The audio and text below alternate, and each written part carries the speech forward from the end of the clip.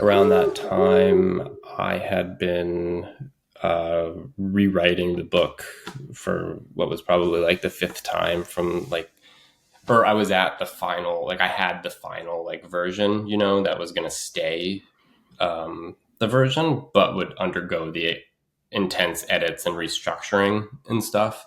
Like I'd found the point of view and all of that. So um, at that time, that's where I was at. And it wasn't very long after um, that I sold it to Tin House. I think after it after it started to sell well and it won awards and stuff, we sold it to Tin House. Yeah.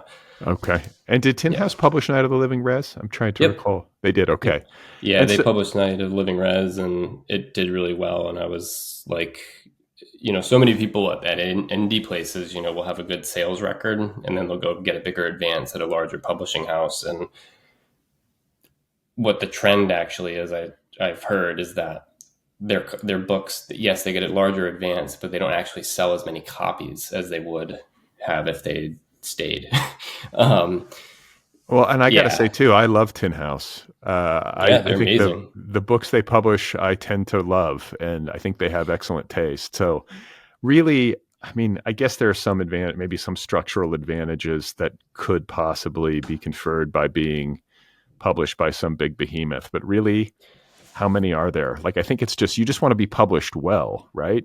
Yeah, yeah.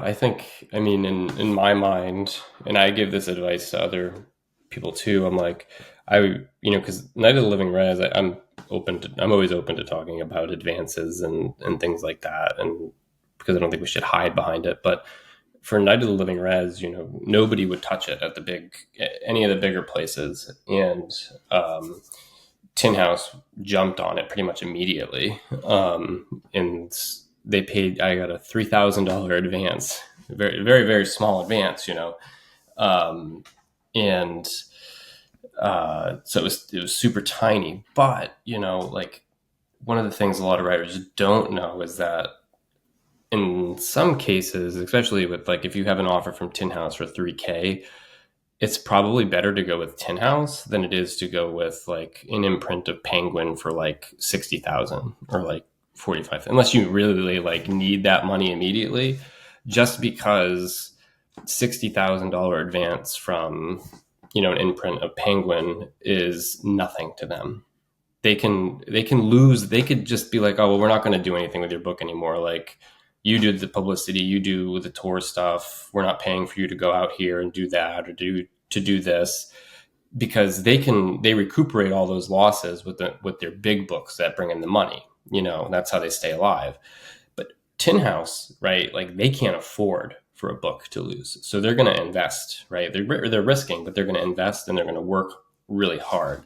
So I've always advised, I'm like, unless you're getting 100,000 or maybe like more, right? Like I wouldn't, like, if you're in that situation, like, and um, so I got the $3,000 advance for Night of Living Res from Tin House, and then Fire Exit. I was just kind of like, I ain't even gonna go with the big places. I was like, I'm gonna stay with Tin House and see what we can do, because the book Night of Living Res had done so well. I don't know what the figures are, but I heard that, I don't know, it's like pretty close to being one of the most sold, being the most sold story collection of like the last decade or something.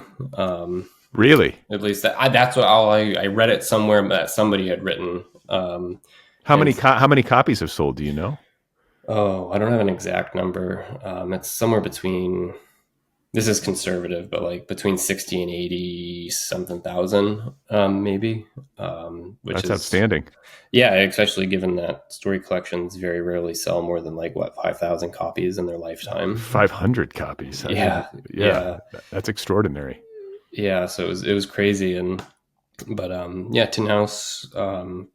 So I you really earned feel out. it. You earned out your advance. Yeah, real fast, real fast, real fast. But this is the thing. If you need the money up front, I guess, and if somebody throws like a big sum at you, like you say, you take the money. Yeah, But really, it's about book sales I mean, I guess, most books don't sell, even books that have like a lot of hype and they're written by some established author. Yeah. Those books too can tank in the marketplace. It's very fickle. And so you take this $3,000 advance and this story collection of yours does really well and sells like what, 80,000 copies or whatever. Yeah. You earn out and you're earning on that book. You're getting royalty checks. Yeah, and it's been consistent too. Like I feel like I'd have to check in with the folks at Tin House, but the last I heard, like it's been selling pretty consistently since its release. Like it had its big sell, but it leveled out, but it's still selling.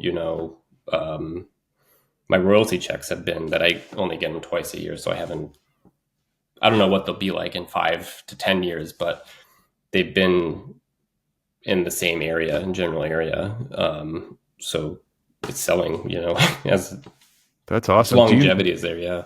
Do you have a sense of what tipped it? Like, was there something that happened in the media or on book tour or something that you feel like was the catalyst for that book finding a readership?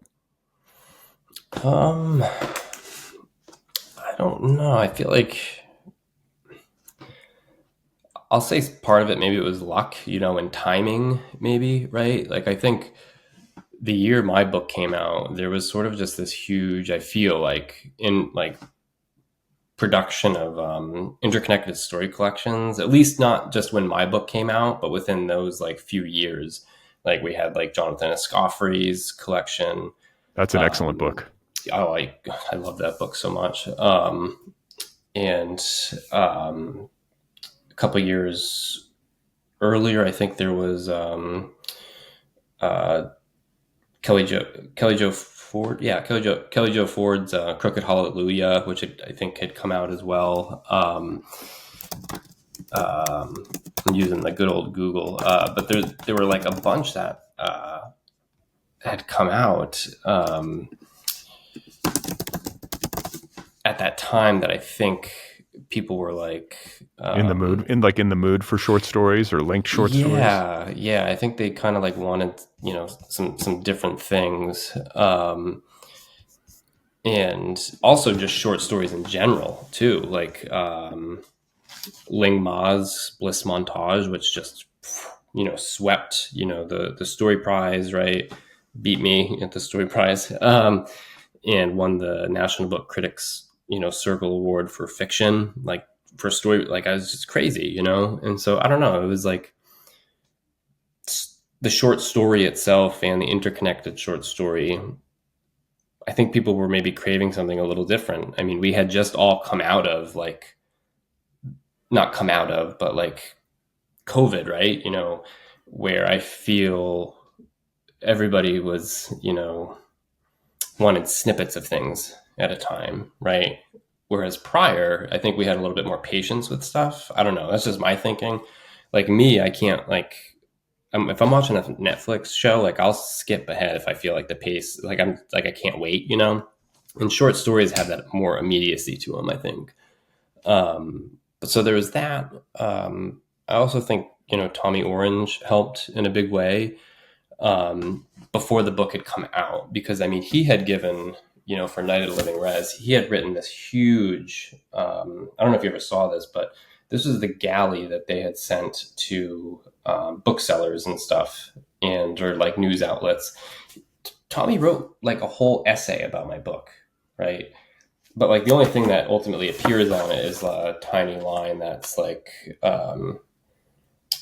reading this book, I literally laughed and cried or something like that, like the last line. And they did like a step back jacket, and then they did a bunch of cool stuff. And for Tommy, I mean, to do that I was like, I did not expect that. And so his Do you book, know him? Like, did you know him prior to this publication experience? no, I sent him a crazy, frantic, like fan Facebook message, like when his book came out in 2018, that just said read, and he never replied. But today we know each other really well. We talk and text and stuff. And we become friends, and yeah, we're both just kind of like two dudes are just kind of like, yeah, he's a great person. And but at the time I didn't know him, and for him to have blurbed it, I was like, because I didn't hear back from him for like a week, and I was like, he ain't gonna read my book, but he did, and he gave me that huge blurb. But that's the thing about Tommy, is he's super generous, and his book came out super popular, so with his name attached to anything, everybody's going to kind of be like, oh, Tommy, because his book has sold over 1 million copies so far, at least that's what he told me. What, there? Yeah, like it sold like an immense amount. And so there's that. And then there's also, I think, the fact New England was like, Maine literature, I think, has started to kind of break into there's more Maine literature being published in mainstream, like commercialized fiction. I think that's like that you'll find in places. If that makes sense at all. Like for a while, Maine, like we had like Richard Rousseau, I think, who was like a Maine writer. But there was nobody else. Elizabeth Strout, yeah. There's Stephen King, right? But like they weren't necessarily, well, like Stephen King, I mean, he wasn't.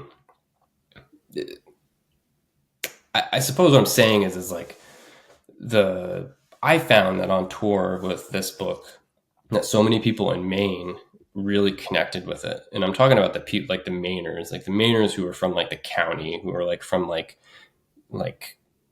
they're not the vacationers, they're not the people they're the people whose families have lived here for a long time, in the same way that my ancestors, I mean, obviously my ancestors were here before, but like had been here for a long time. Like they know the harshness of this terrain and stuff. And like, they really resonated well with it.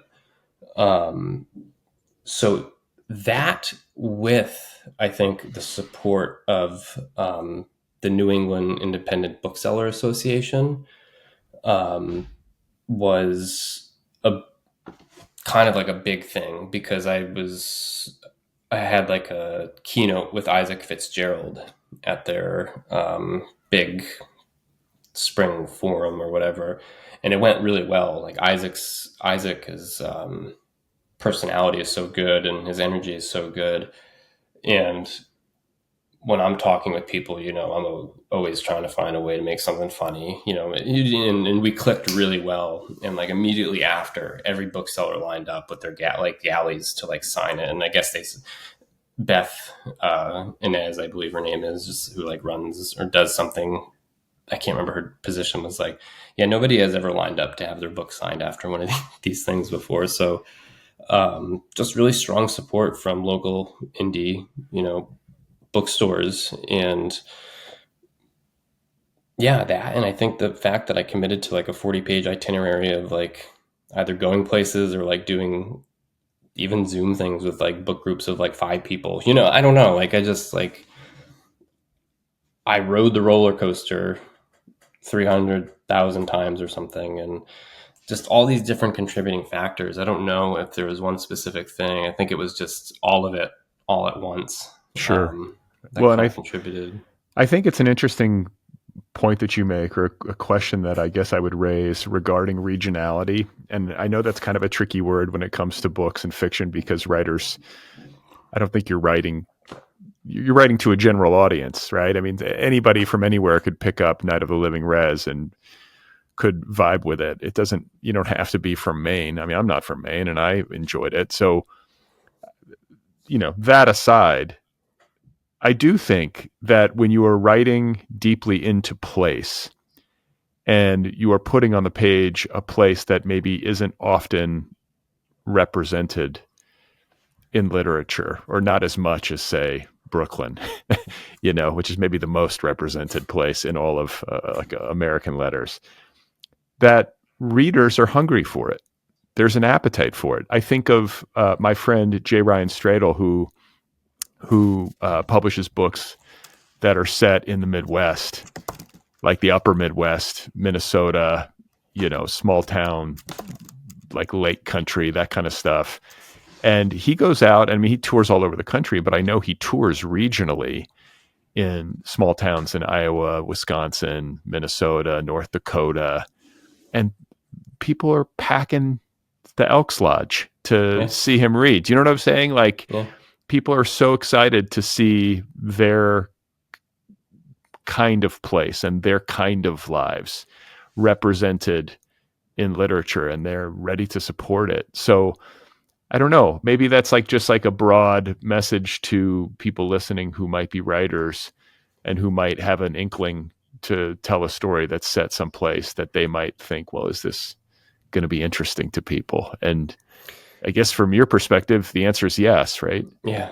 Yeah. That's why it's so important if, you are a writer and you're writing about a place that you've never been, it's so important to like go there, right? And like really experience it in a way. I don't know how long, I mean, how long can you actually, like, how can you acquire the sensibilities of somebody who's lived there for decades? You know what I mean? But like, that's a really important part, is being able to um, replicate that sense of place for those readers, but also for readers who aren't from there. You know what I mean?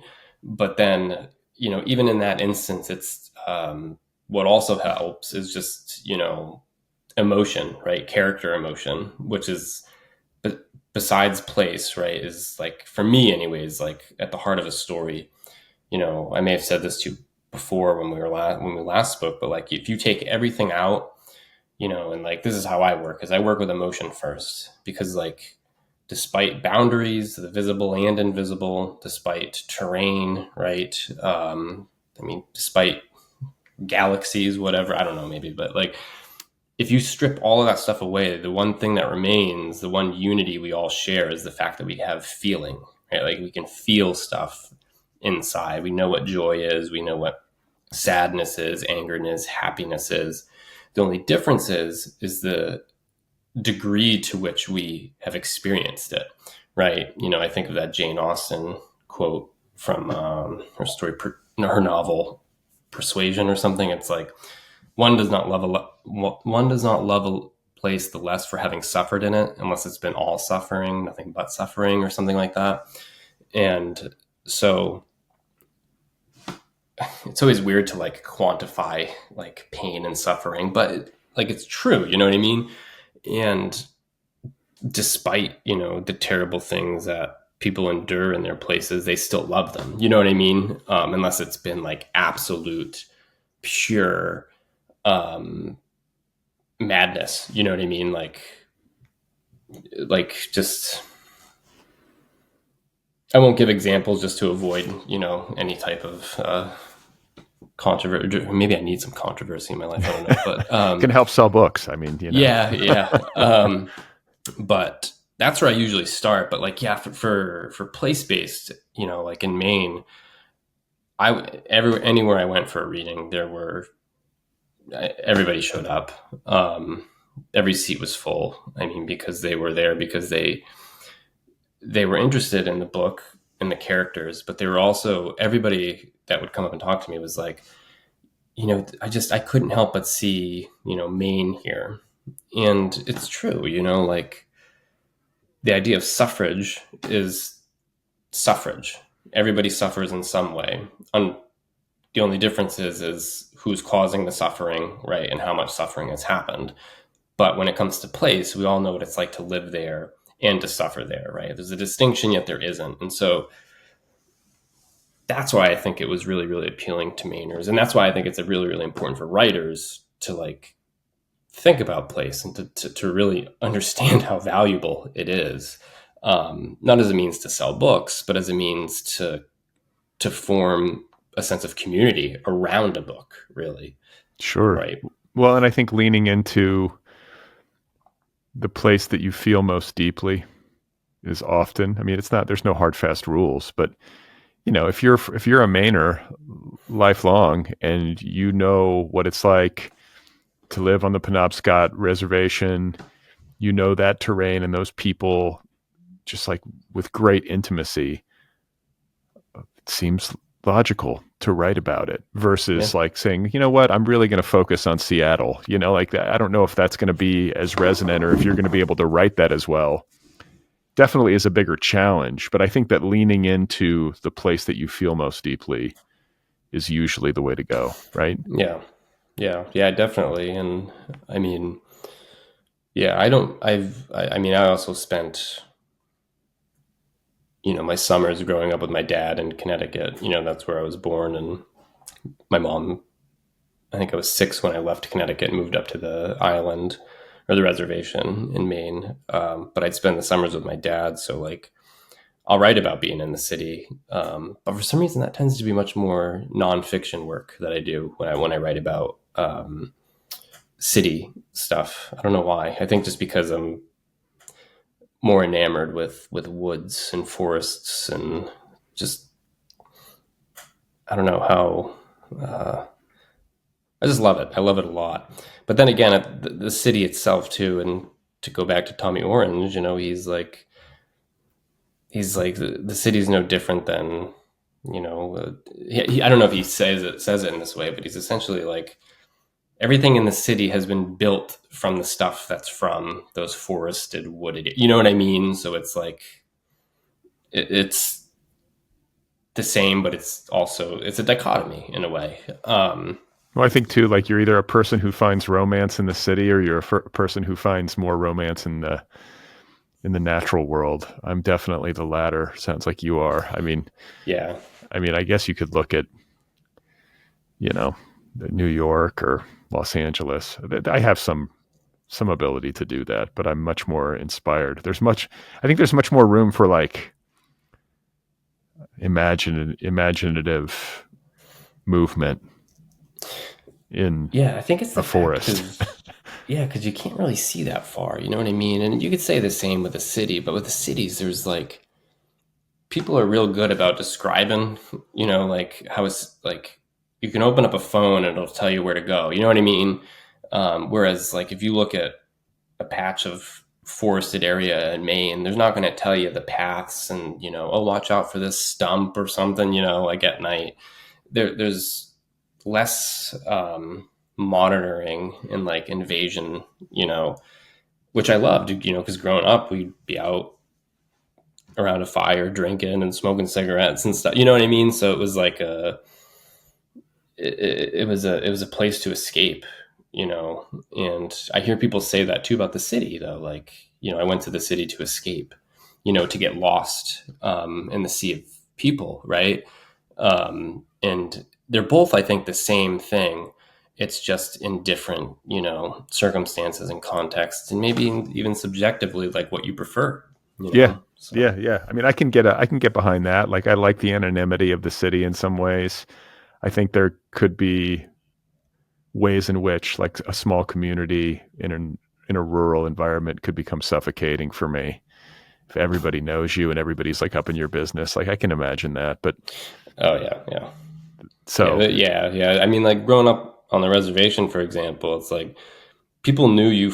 People knew you farted before you did. Like that's how it was. Like that's just how I describe it. Like native people in small reses, in my experience, they know everybody knows everything, and it's like literally, going back to when I was talking about Minority Report or whatever, which I don't think was, but like how my students hadn't seen it. And it's like people like know what's going to happen before you do. the Not really, precogs. but yeah. The precogs, yeah, yeah, they're very good at knowing what's up.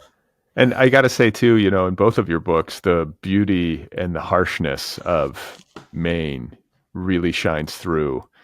It's such a gorgeous place. Like I'm thinking of it, especially in the summer. Like that's when I would prefer to be there. But I think too in the winter, there's also kind of a harsh beauty to it. And even if the winters are brutal and you have to sort of suffer through them, the payoff in the summer when you live up north is so large. Like the beauty of Maine in the summer. Or I grew up in Wisconsin. It was kind of the same thing. You freeze your ass off for 6 months, and then you get that 3 months of just perfect. I guess even more, 6 months, because the fall can be awesome too. But uh, that's it, right? I mean, you probably, I would imagine, uh, have your favorite time. Like, is your favorite time to be there and your favorite time to write, the warmer months, or? Um, I think my seasons by order are, uh, I won't even go seasons. I'll just, well, I guess seasons, but like I like fall, winter, summer, spring. That's my order. Is there a spring? There's a spring still. I feel like spring is There sort of is, getting yeah. washed out, but It's been really weird up here. I mean, even the winters, like when I was a kid, um, you know, trick or treating Halloween, there would have at least been a dusting. Or on Halloween, there was at least, it was snowing, when we were trick or treating. We don't see snow, until it's scattered. But it used to be like nor'easter after nor'easter, after nor'easter. And like now I just feel like it's February is like when we get big snowstorms, right? We've seen tons of rain and ice these past few years. And then and then for some reason in April, there's just always this late nor'easter, and that's it. Like that hasn't changed. I don't think that'll ever change. But yeah, it's sort of winter has changed in a way that is like, I don't know. I don't like it. I wish it would start snowing sooner, but it elongates fall, except for the fact that it still gets like it'll get down to the almost freezing point, which is like you get used to it, and but there's no snow. It'll rain instead, which is like no, no, no, no, no, no. We got to get snow, like and we're this is the snow. So this is winter now, and right. so like fall is elongated in a way it feels, but it feels like Ireland in a way with no greenery, like because it's just constantly raining, and it's cold because it is cold. It gets freezing in Ireland, surprisingly, in the wintertime with rain but yeah, fall and winter are my favorite seasons, and then summer and spring. I don't know. I just don't. I enjoy writing the most in the fall, in the winter because it feels like everybody is like hunkered Hibernating. in. Yeah, like Yeah. yeah, it feels like nobody's doing anything. And in the summer, I just get I get filled with anxiety because people are like, "Let's go on a cruise. Let's do this. Let's do that." And it's like, I just no, no, no. Like I I'll let got you stuff. know when I want to go somewhere. Yeah. So Uh, well, I want to ask you about writing a novel. I mean, coming off the success of your story collection, and I guess working on this as it was making its way out into the world, like what were some of the challenges that you faced in writing into a longer form versus writing the short form? ooh, um, there were plenty. With the short form, with the short form, with the interconnected, because I went into it with the idea of it being an interconnected story collection. I've told that story before. I think, I wrote all these David stories, right, and then was like, no, it didn't work. And then I wrote all these D's, and then I found D, right, and I posed that question: oh, is this David? And it turned into this thing, and that approach of discovery is the same, I would say, between a novel and what I did in the collection. The difference being is the collection I was able to like just kind of, because what I was aiming for and what I was hoping to do, I was able to take breaks from it. You know what I mean? Like I was able to stay away from it for weeks at a time if I wanted because it was just short stories. You know what I mean? But a novel, you can't do that. A novel, I compare writing a story collection and or an interconnected story collection, um, at least how I understand them, to be kind of like what are they, the 300-meter dash or something. Like you do your 300-meter dash and you're done for like a little bit, but you're out of breath and you're tired and you have that long break. Whereas a novel is like a race. It's a race that you don't know when it's going to end. It's like the what's that book, Born to Run, where they talk about the that tribe that I mean can run for like hundreds of miles. It's crazy, and that's the tough thing about the novel. And before Fire Exit, I've written 4 other novels, and those are the failed, I have to get them out of my system type novels, the pure crap. But this one, you have to sit down, and I was disciplined by this point in time, and you have to write however you write. I don't do Stephen King's 2,000 words a day. I don't do John Cheever stuff and dress up in a suit and like go down the elevator and write in like a boiler room or whatever it was. I don't know. For me, I can't write fewer than 500 words, but I can't write more than 1,500 words. Like that's my balance. Anything less, I feel like a loser. Anything more, the analogy is like I've just worked out too hard and I'm too sore to write the next day. So with the novel, I have to work every single day, except for Saturday and Sunday. I take a break, unless I feel like I can't wait. The other thing is you have to have the book on your mind constantly, even when you're done. At least that's how I felt. And like I'm constantly thinking about it, and I'm like fighting the urge to go to the computer, right? Because like I've already left off where I know where I'm going to go next, right? So I'm like building up this momentum, this like energy. It's like I'm winding back to hit. And like I have to wait though for the perfect timing. And the perfect timing is when I sit back down to write again, and then I release it. And so, and you have to dream on it too. Like I would go to bed. Eventually when I got to like the 3rd rewrite and the 4th rewrite and the 5th rewrite, I would go to bed and be like thinking about the book and the characters. And I was sacrificing my own sort of like free time in my mind. You know what I mean? Like it was just a relentless, it's a beastly thing to do. And, doing it again now as I am with another book, it's like, it gets tiring, it wears you down. But the first draft, I think, took me 8 months to like get out. So 8 months of like nonstop work in a way. And you're ritualized. I mean, it sounds like you're really disciplined. You're ritualized in terms of like what time you write every day. You've carved out a block and. Yeah, it's changed obviously since I have a son, a child. So I used to write in the mornings. I would get up before anybody was up and I would write.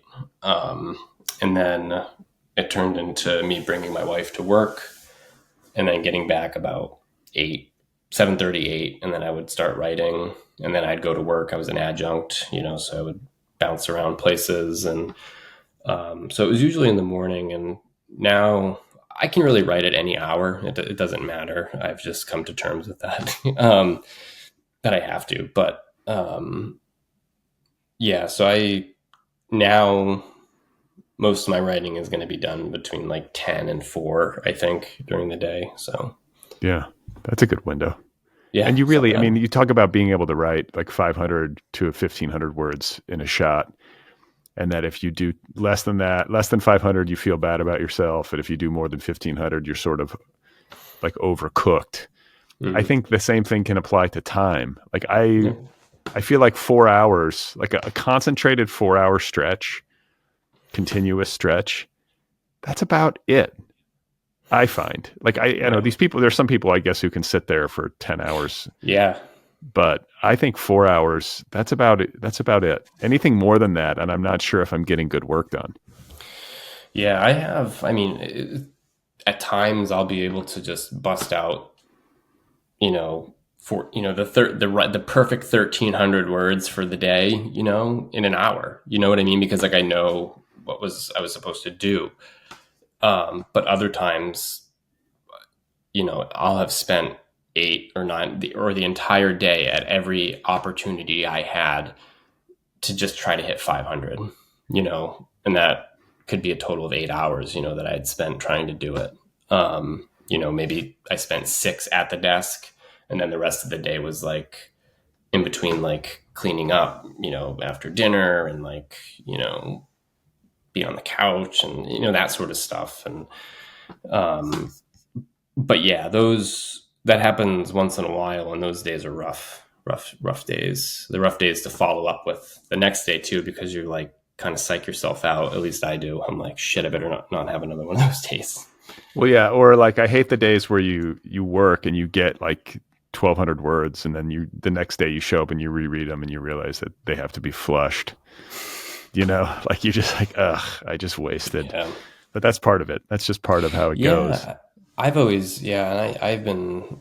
I've come to just like, I accept it. And like, I think people accept it, that like that's the way it goes. But for me, I'm always like, well, I'm just not going to accept something without knowing the terms and agreements of it. So like I've really like thought about like the idea of like all of the past material, and like this is what I tell my students now. But it's like like Fire Exit wouldn't exist if I hadn't written, I don't know, 18, 19, or like 2,000 pages that quote unquote failed, right? In a way, it's like each page is a mile on the odometer towards this city that you're like trying to get to, but you don't know when you're going to arrive. You know what I mean? And so like, if you look back, because you can look back on those pages and you'll be like, oh yeah, I remember I passed that road sign or something. And you're like, what if I got off the wrong exit or whatever, and you can get yourself back on track. And like, that's why I tell people, I'm like, always keep it. Don't throw it away. Don't like have a document titled junk, Yep. or something, because like, it's like, we can't, each page is just a step, even if it's not the steps we're going to be taking, consistently throughout that city that we get to. And so it's kind of made me appreciate drafting much more and thinking of it that way. Yeah, you have to cultivate patience. I think there's like that's psychological. I mean, for me anyway, I still can struggle with it, but I've gotten better at like the acceptance of the uncertainty and the failure, yeah. and the embedded failures of the writing process. That's just how it goes. That's how it's done. Yeah, yeah, and the uncertainty is also a big thing. And like I said, yeah, it's like miles on pages are just miles on the odometer, but you don't got a map. You know what I mean? Like, and that's the uncertainty aspect of it, and it is. And I don't know. I'm just kind of like, whatever. If it does, we'll find out. Because I spent like, I didn't get a story published for like 9 years. You know what I mean? And like, people are like, "Oh, you're a great writer. You're a great writer. You're a great writer." And it's like, well, nobody's publishing my work. Nobody wanted Night of the Living Res, for example. Except for Tin House, right? Which they're phenomenal. But that's a case study, and it only takes one. Yeah, yeah, yeah, right, yeah. So I just am like, I don't know. I'm just like, whatever at this point. I'm like, if it works, it works. If it doesn't, it doesn't. I don't care. I'll show up again. I'll show up at the keyboard again and give it another shot, right? Yeah, I've already been like, well, I hope my novel doesn't sell. just to have like just to be like, whatever, it's what's it called? I'm over. I want to not in a business way, you know what I mean? Like, because there's art and then there's the business of art, and it's the latter that is we can get stuck in, and we don't want to be. We want to be in the art side, I think most of the time. So, well, when it comes to writing like 4 novels that didn't work, as you said, that were just sort of, you'd had to get them out of your system, and then you write this one that does work. Like, how do you assess that? Like, what changed? Like, what finally happened on the page in Fire Exit that made it a successful novel that was worthy of publication and, is now a thing in the world versus a stack of pages in the drawer or something on your hard drive? Yeah. I think what changed was I had just put enough effort into it that, I'm a firm believer that you can make anything good. You can take any piece of writing, and even if you start over, taking that philosophy of the failed pages as being, guidance for you, right? Like, you can turn something into a good thing. Can you turn something that's good into a great thing? Like, I don't know. That's the same thing I do with teaching. Like, I feel like I can always make somebody a good writer. I can't make them a great writer, but I can kind of like get to a point where I'm like, there's the door. Do you see it? And they're the only ones. They have to get themselves to that door. They have to become their own best teacher, right? And for me, I just, I've listened a lot to just what books have had to say for themselves when it comes to how they work, and every time I read a book, I write in them. I'm like, how did he, I'm like, oh, okay, this is why this is here on page 12. It's so that we can feel the emotion on page 84. And, and like, so, looking at this, the idea of patternity, for example, or patterns as they appear in specificity. And like, so I knew Fire Exit was like finished, or like I had the right one, because the point of view felt strong, the voice felt strong. And I knew there's perfect, which you never want. Then there's imperfect, which is what you want.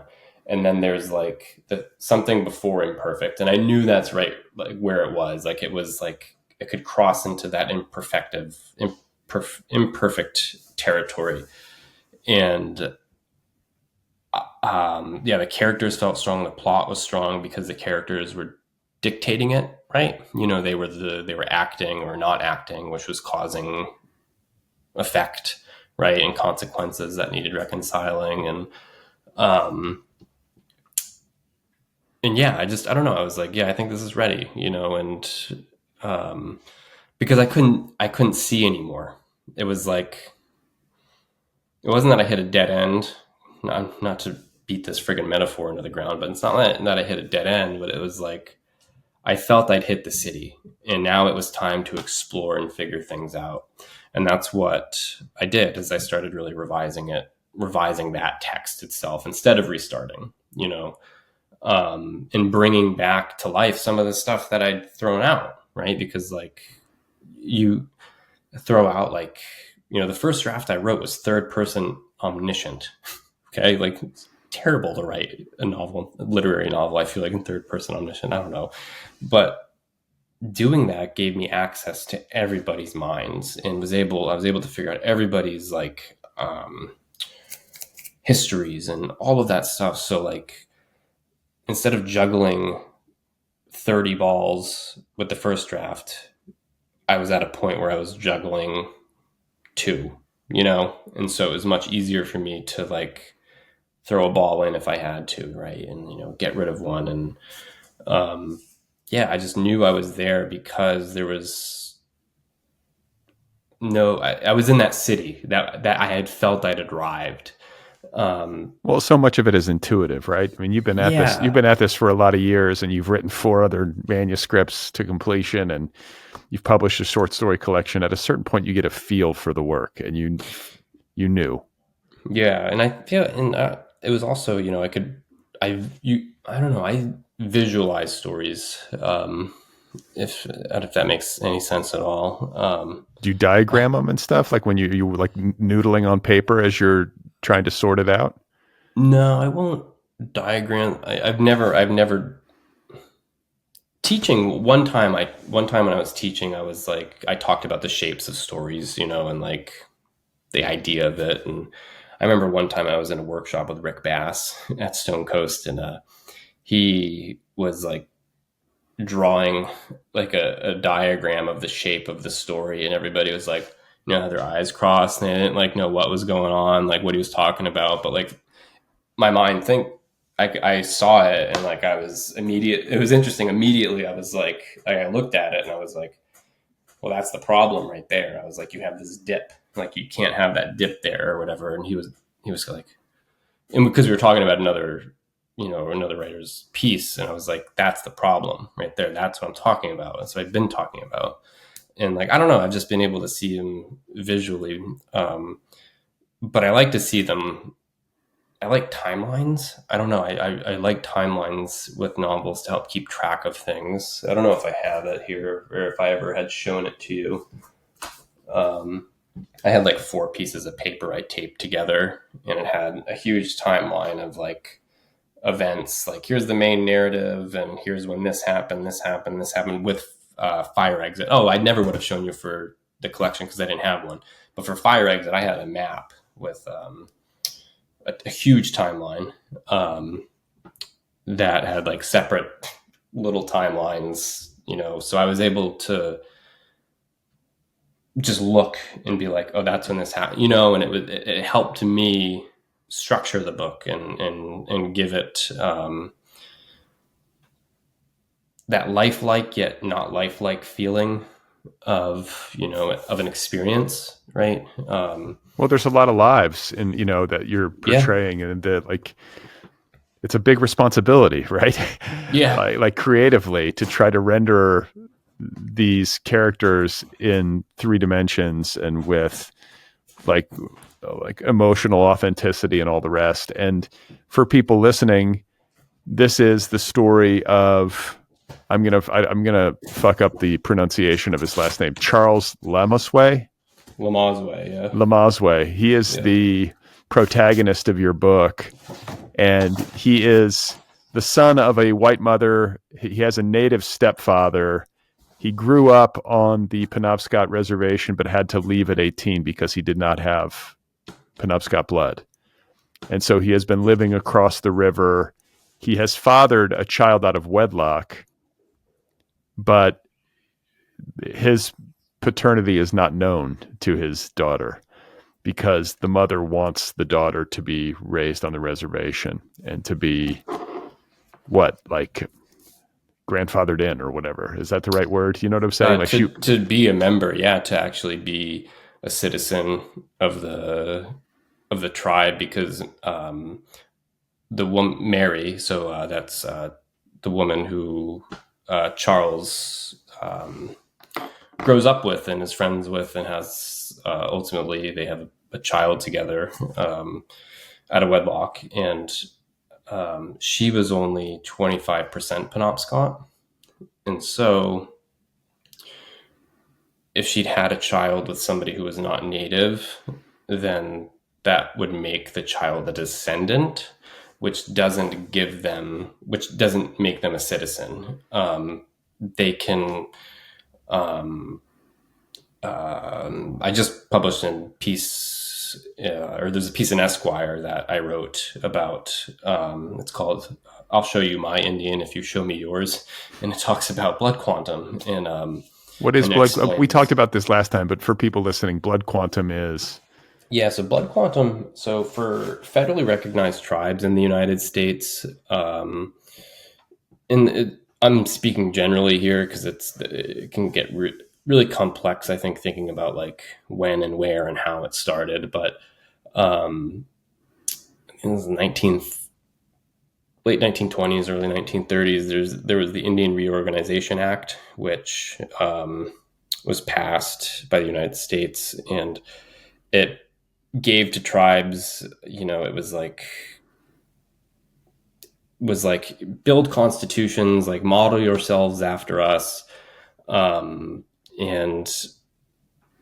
I think it was might have been then that they were keeping track, or that was when they maybe required them to do to keep track of citizenship. I don't think so, though. I think because, like, for example, my tribe, the Penobscot tribe, like, we weren't federally recognized until 1980, because we had no um, we had no relationship with the federal government.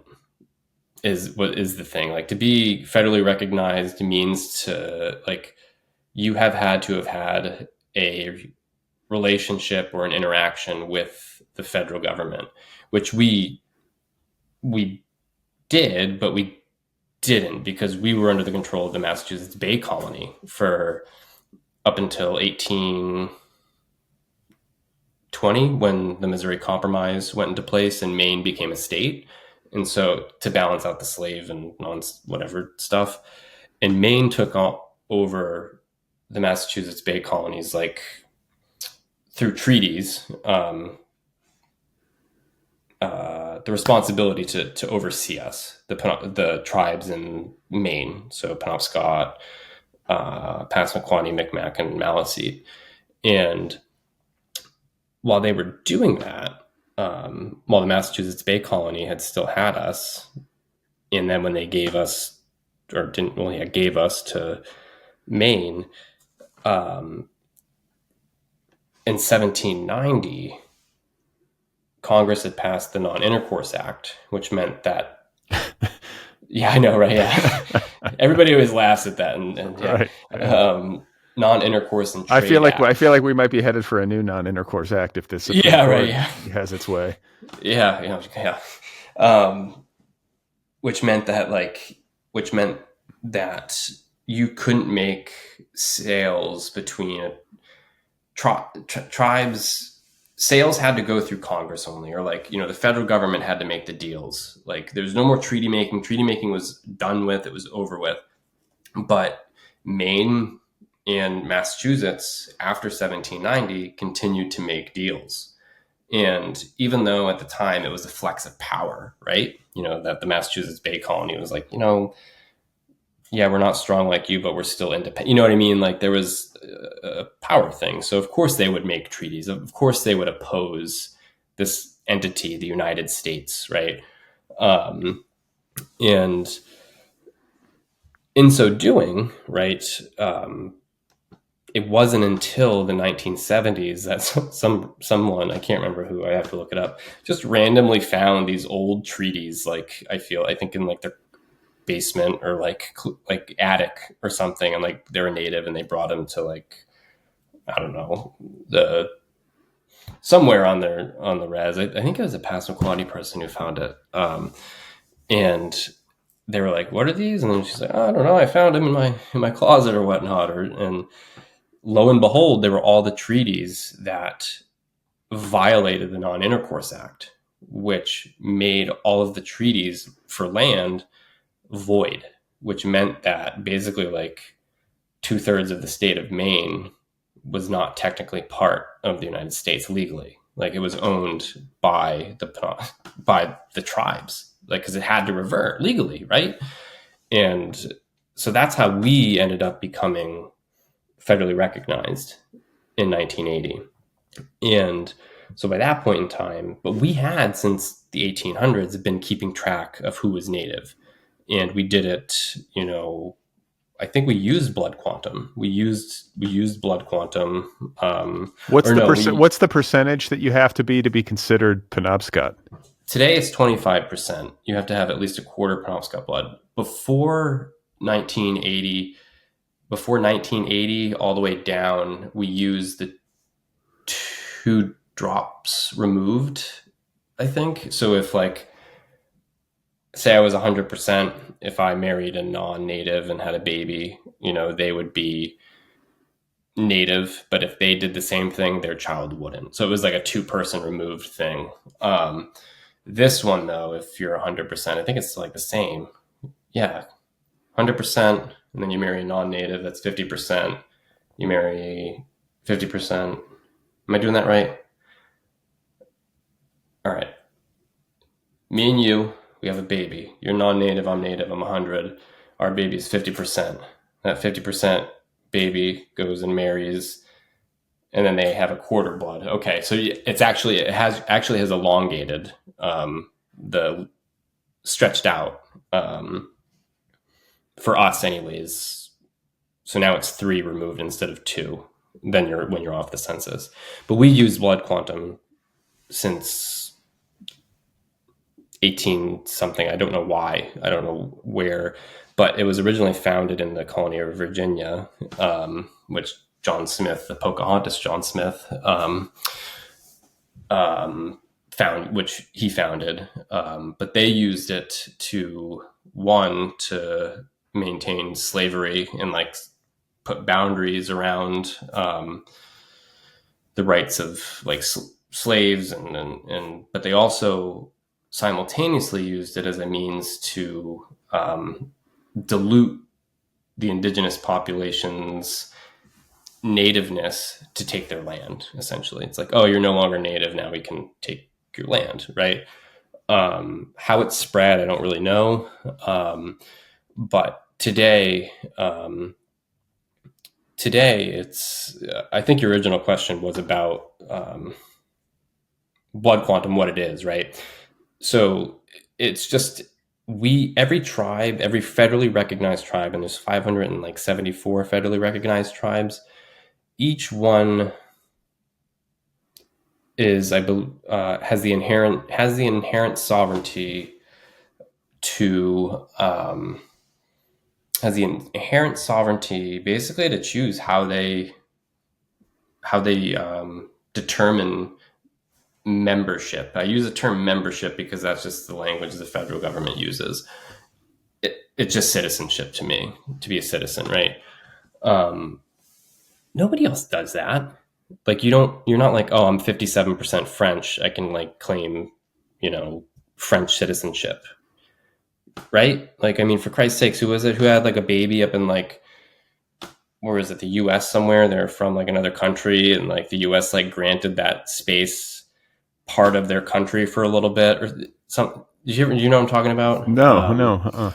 Uh, yeah, I'm pretty sure there's like a royal person who was in the U.S. Was giving birth, and I think for the duration of that pregnancy, the United States. Someone will have to just fact. Someone will come out and be like, "That's bullshit," but like the United States gave that portion of the hospital, like declared it part of like that person's original country. So it was like that they were born on that soil.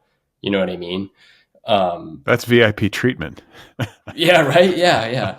And so it's like we think about like citizenship, and citizenship in general has to do with usually where you're born, right? Um, at least in most cases. But for Indigenous people, citizenship in terms of who you are has to come down to how your tribe has established the criteria for eligibility. And some tribes don't use blood quantum. So blood quantum is simply just a measurement. It's like, we can do, so in 1981 or 82, my grandmother, by that point, they put everybody who was born at a certain age at 100%. And they just reset the clocks is all they did. They just reset the clocks. And tribes do this all the time. Not all the time, but when the population begins to dwindle down, they'll just reset the measurements, or lower the blood quantum. So instead of being 25% to be a member, the Cherokee Nation will do this. Like you could be like 1/64th or something like that. It's like a crazy small number, but like we can do that. Like we have that inherent power to do it. Other tribes do patrilineal or matrilineal. If you there's a court case actually, the Santa Clara Pueblo versus Martinez, I think in 1978, where a Pueblo woman had children with a non-Pueblo man, and the tribe wouldn't allow her children to be citizens of the Santa Clara Pueblo Nation because they were a patrilineal society, because she had had children with a native person who wasn't part of their tribe. And she sued, and it went all the way to the Supreme Court, and the Supreme Court said, which just sucks, it always sucks, is like the Supreme Court ruled in favor of the tribe. That the Supreme Court was like, we have no jurisdiction here to dictate how you do this stuff. That's a win, right? But it's a loss for this woman and her children, right? And that's the shit nature of the way the federal government has structured this. But also the tribes. I mean, the tribes are the ones that are determining the quantum, right? Or the terms of citizenship. They are. Yeah, they are. And that's the other thing too, is tribes, the moment you hear I told my aunt, I was writing the article for Esquire, and she's the tribal clerk at the Penobscot Nation, and she was like, oh God, she's like, don't publish it until I retire. And I was like, are you retiring in May? And she was like, fuck. Just because when people hear the word, like talking about, changing the blood quantum requirements, people panic. They lose their minds. Like and it's not their fault though. You know what I mean? Like it's not our fault that we panic at that, because we've been tricked into believing, I think, that there's only one way it can be done, and that's by like, oh, we lower it, and if we lower it, we don't know how many descendants are out there. There could be, you know, 10,000 descendants, 20,000 descendants, right? And if we're a tribe of only 3,000, I can't remember the number, 4,000, then we have 20,000 people who are now Penobscot, who are a quarter, who now have access. And this is just in the mind of like, if we stay with the structure, like who have access to Indian health services, who have access to funding opportunities, right? Like the University of Maine system offers the Native American tuition waiver. So if you are it applies to descendants as well. If you're a descendant or on the census, you can your tuition's waived, so you don't have to pay tuition at all to go to any UMaine campus and or community college campus. So there are benefits, like real benefits to be derived from citizenship. Yeah, and those ones are those benefits. I like it. That wasn't like a perk, that was given to us. I think it was a mutual like thing the University of Maine system did with the indigenous, with the tribes in Maine.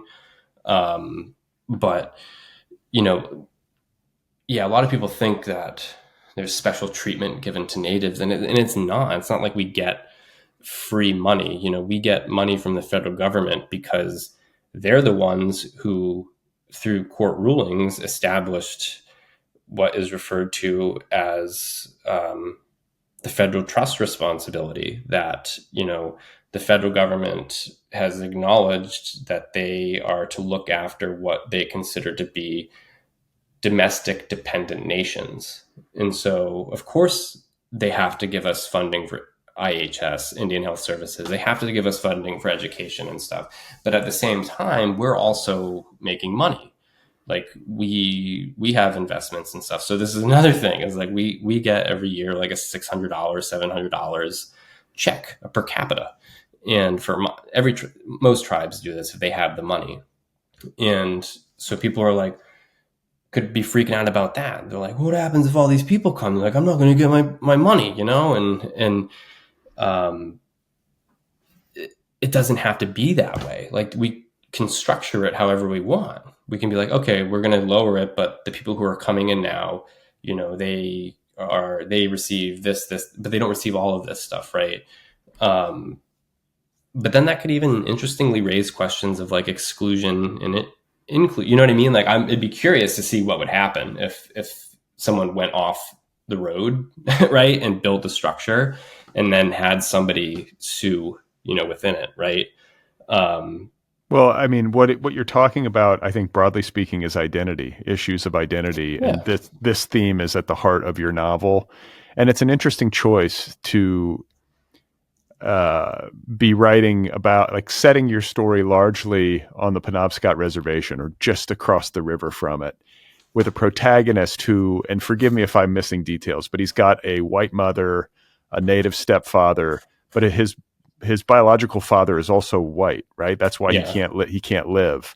So the protagonist of your book is a white guy, Yep. but a white guy who grew up on the reservation essentially considers his native stepfather his father. They're very close, and there's a very paternal, nurturing relationship there. And he feels a deep connection to that place, that land, and that community. And he knows native songs, for example, verbatim, and can sing along. And those are who his friends are. And yet he's banished essentially from the res at age 18. And I feel like the whole book, he's kind of looking at it longingly and wishing he could like reintegrate in a meaningful way. It raises interesting questions about belonging. For a guy like him, I think there's a part of me that feels like, wow, there's almost an arbitrariness to this blood quantum. Like this guy, he fits. He grew up there. He loves these people. He loves this place. Like, Yeah. isn't that enough? And I don't know. That's a question that was raised by the book for me. And yet, you talk about changing blood quantum and opening up the doors of the community to like descendants of the Penobscot Nation who might have a fraction of 25% or whatever the number is. Yeah. People who have never lived in Maine, people who have never met any of these people or been a part of this Yeah. community, if they suddenly come in and decide that they want to be a part of it, obviously like, there's going to be a process of integration that's going to be challenging, and more challenging than it would be for a guy like Charles to just be welcomed into the community, because he is of it in every single way except blood. Yeah.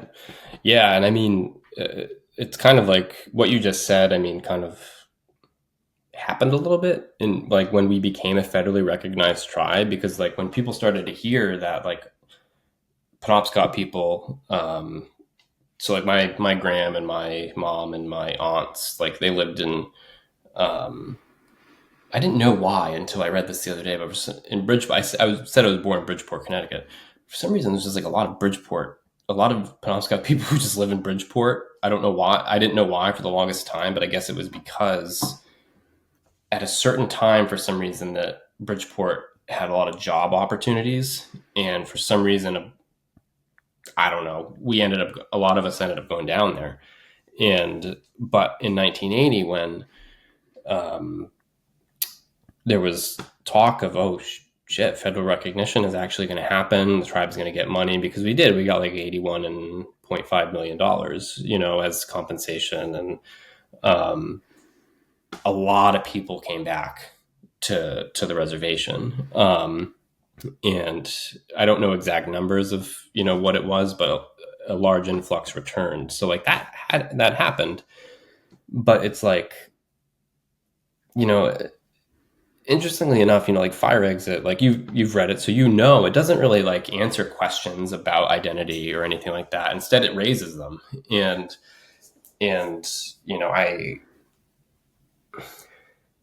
I like to pose questions and like, not that I don't like to not do the work of figuring things out, but like as an artist, like I always feel that like that's my role, is to like be like, oh, did you notice that question in the corner over there, or like these ones? What happens if we ask these? And it's like, like I don't have answers for things, but like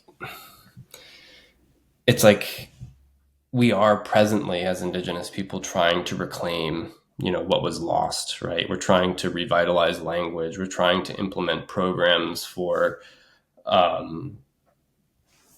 our those who are Penobscot and or descendants, right, that have kind of been more welcomed in, I think, a little bit,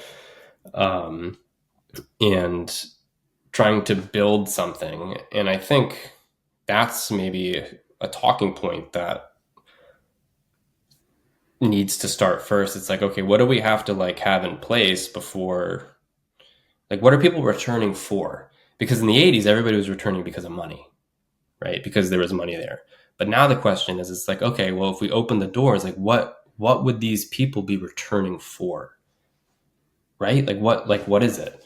Like, oh, like if we put out oh, okay, you're receiving this notification because you're Penobscot now. You are now entitled to use the gym twice a week. You know what I mean? Like what? I don't know. Like it's such a weird structure, such a weird situation in blood quantum, or I'll just say blood quantum because I'll just stick with that. But blood quantum is probably like the most sophisticated tool of like genocide I've ever seen. Like it just adapts. It's like, I think every time you try to like do something, it somehow adapts to how you changed, and it limits you, and it has the potential to literally kill off native people while simultaneously not killing them. You know what I mean? Like just the drop in blood. Oh, I was once Penobscot, but now I'm not. it doesn't make any sense. Well, yeah, it's like it's like, but the thing is like the blood quantum is the objective quantification of citizenship. But like your book, this question that your book raises for a guy like Charles, he's sort of Penobscot in every single way but blood, Yeah, yeah, place, culture, family, friends, but not the blood. And so yeah. he's kind of the outlier and the loner in that way. And, can't help but note that this is the second book you've written that is set in this place and among this community. And there are, I think, some Easter eggs, connections between Night of the Living Res and, Fire Exit. So you're sort of building like a fictional universe, at least so far. Is this something that you foresee yourself continuing to do? Like, are you going to keep building out a body of work that depicts the people and the lives lived on this reservation and among the Penobscot people? Yeah, I think I definitely plan to. That's why I never specify in any of my works how, like, in my fictional works, how big the reservation is as an island, because it's actually quite small in real life. It's not very big at all. But like, it could be a in my mind, in that fictional universe you're talking about, it's a vast place. And what's fascinating is with Night of the Living Res, I very much only had in mind how it existed in real life. But with Fire Exit, I actually built it and expanded it. It got bigger in a way. Which A couple kind of makes stories. sense if you're in a novel as compared to Yeah, a short story. yeah. In Night of the Living Res too, actually, Earth Speak opened up the book, opened up some spaces that aren't there. But Fire Exit helped expand it, and I do, like I'm fascinated with characters I've written that aren't from their perspective, like Fellas, for example. Like, I'm fascinated by Fellas, but I can't catch the motherfucker. Like, I can't. I don't know if I'm allowed A to swear on character this or from Night not, of the but Living Res. yeah, from Night of the Living Res, Fellas, I can't. Like, I would love to tell his story, but like, I can't catch him because he is so secretive. He is so like, he wouldn't even tell D or David in Night of the Living Res that he dropped out of school. You know what I mean? Like, just that tiny thing. Like, he wouldn't tell his best friend that because he's so inwardly, like, conceals everything and is shielded. And I'm like, something went wrong with him, but he won't let me catch him. I've tried to write from his point of view, and it's like he just runs away. I can't contain him. Same with Fire Exit. Like Roger would be a fascinating point of view. Roger is the person who Mary raises Elizabeth with. So yeah, we have Charles, who's our hero. We've talked about him. Yep. He's living off the reservation across the river. His daughter, Elizabeth, he fathered out of wedlock with Mary, and then Mary is raising that daughter with Roger. Yes, with Roger. Yep. And so Roger's perspective would actually be fascinating. I don't know either as a short story. Like, I don't know what form it would take, but like, I have tons of stuff about him that didn't make it into the final book. Same with Mary. Like, you know, I always recall this scene, and of a draft material, where there was a chapter dedicated to, or not just a chapter, there had been chapters dedicated to Mary and Roger, and it was one where they were just in bed together, right? And it was like this idea of intimacy, and it did not exist between them. But Roger was unbothered by it. Like, he did not care. He cared more about this child than you know what he did? You know what I mean? Like, that was his priority, which I think people will see, in the book, that, yeah. But yeah, I don't know if what I just said there has any, no, it's not a spoiler, but, he and Mary would be a great, like, household.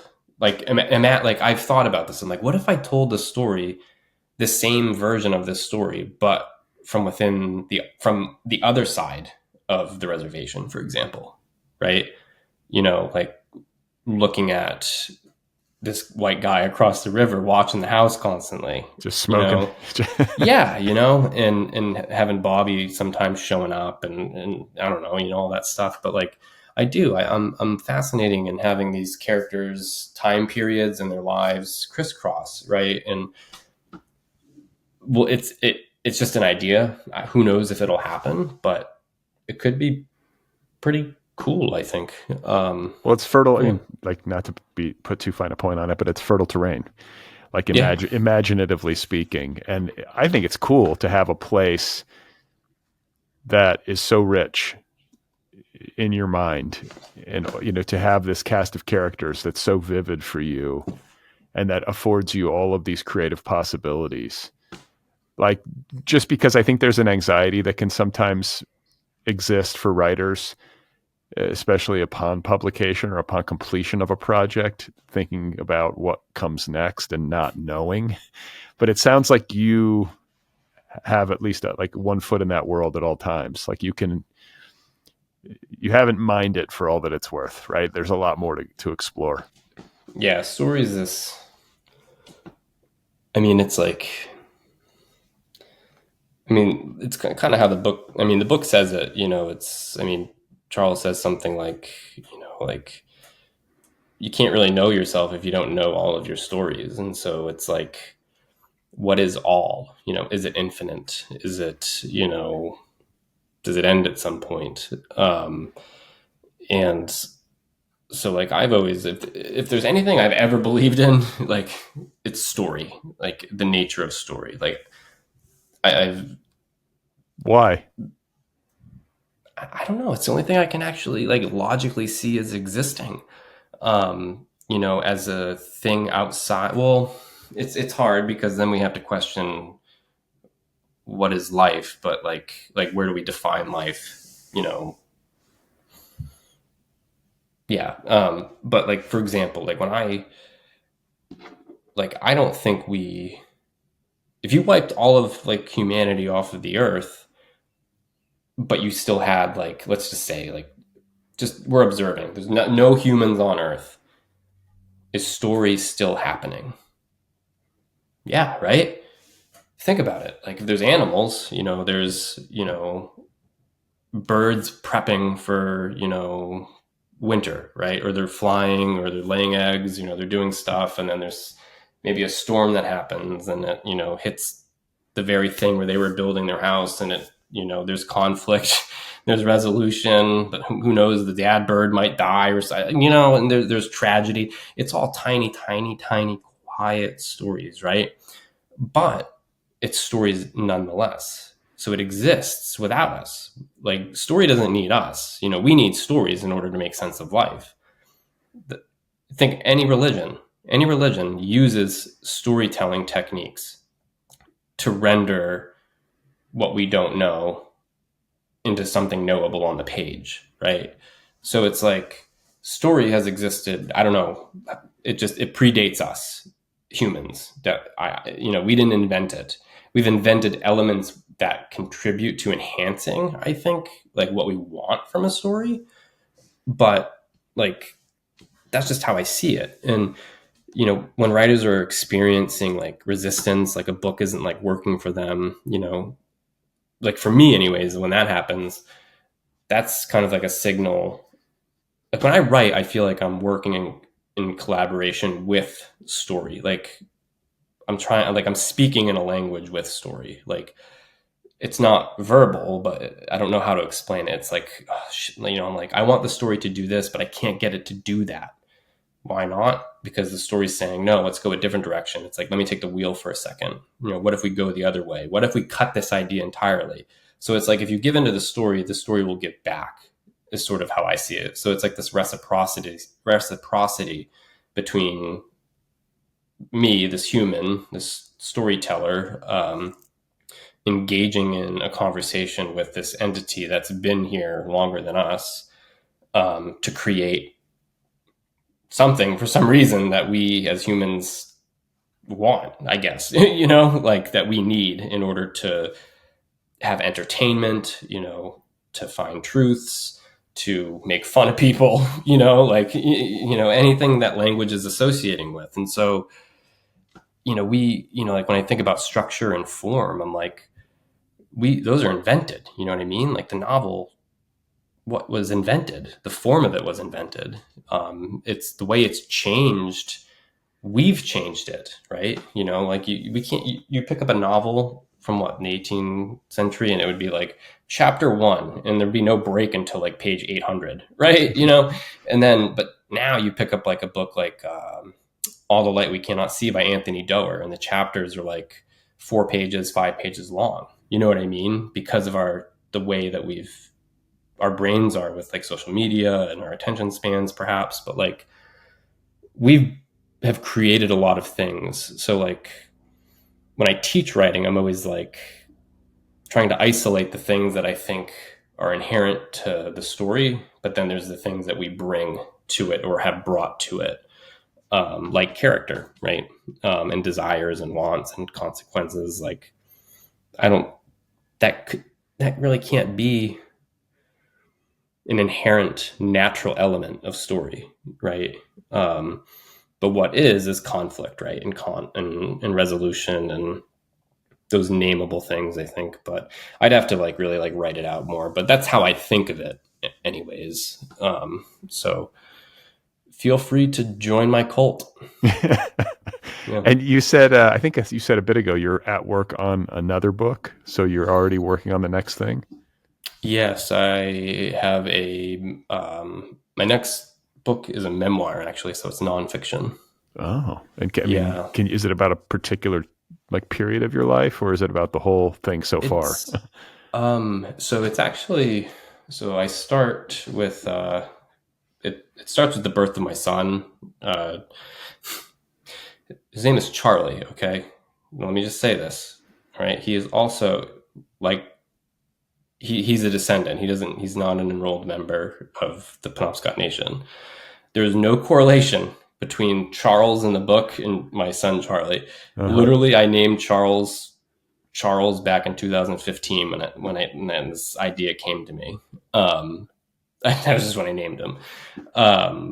And so my memoir is from when Charlie's born until a certain point in time, that I have to live to get at, right? But then have lived past in order to reflect back.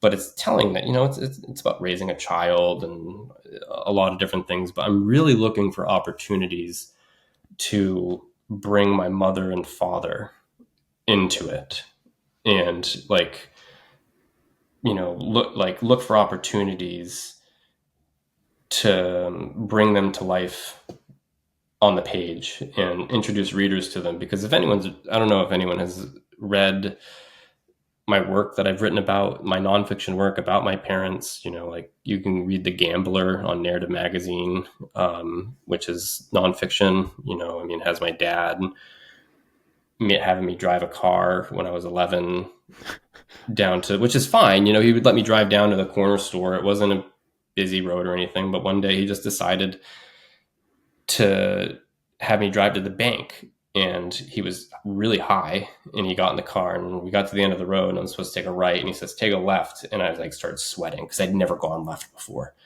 And I wound up on the highway, one of the most dangerous highways, but pinched between trucks and everything. And my dad, and I'm like trying to get my dad awake, and he's just passed out, and that sort of stuff. And we end up ways away. And he like finally comes to, and he's like, buddy, he's like, where the fuck did you bring us? Like it was my fault, Right. And, but that essay also talks about his death and everything, but it also talks about my mom. And like my mom, Christ, kids on the res would shoot. Kids on the res would come and bark at our dog. And my mom, what would she do? She'd go out and shoot at the kids with a BB gun, and like there's just a lot of craziness. And like, I'm not like trying to paint this like horrific, picture of my mom and dad, but like, I just, miss them so terribly much. And I know like how badly my father loved me, like he did. And I know that, Meaning he really loved you. he did. He really loved me despite his gambling addictions, despite his drug addictions, despite it all. He loved me more than anything. But addiction, is addiction. It will rule your life. And my mother also too loved me more than anything in the entire world. But she had her problems. She had, she was could be crazy like that at times, right? But she was an alcoholic, and she just very like. I guess you have to wait for the book to come out to see, but like both of them were very loving, and I suppose subconsciously I want my son or my future children to read this book and to feel like they knew them, right? Yeah. That they knew them, and I'll most likely plan to write about my wife's family as well, just this sort of generational book as we move along, Charlie's life and how me and my wife have managed to survive, where we have failed, or where I have failed, and like those types of things. And it's about parenthood, and it's about reviving those who are gone, bringing them back to the page. So it's, yeah, we'll see how it comes out. Well, it sounds great, and I appreciate you taking the time to talk with me. Congratulations on Fire Exit. I wish you all the best with it. I imagine I think you are going to be on tour. I think I saw that on your website. So enjoy the tour and, all that comes. What did you call it? The roller coaster? You're on the roller coaster now. So enjoy the ride. Yeah, I will. I cut my roller coaster ride short though this time. I was supposed to do a 30-day straight, pretty much book tour across the nation, 10 cities or whatever. And I said yes, but then later I was like, no. So I'm only going down to like next week. I'll be gone for like 4 days, and like that's it, which is nice. So well, it's harder with a kid, that's for sure. Yeah. But just great to catch up with you, and I wish you well, and I hope that the the 80,000 people who read Night of the Living Res go out and pick up Fire Exit. Thank you. I appreciate it, and I hope the same thing. And it was great catching up with you too. And maybe in 2 years I'll be back here again.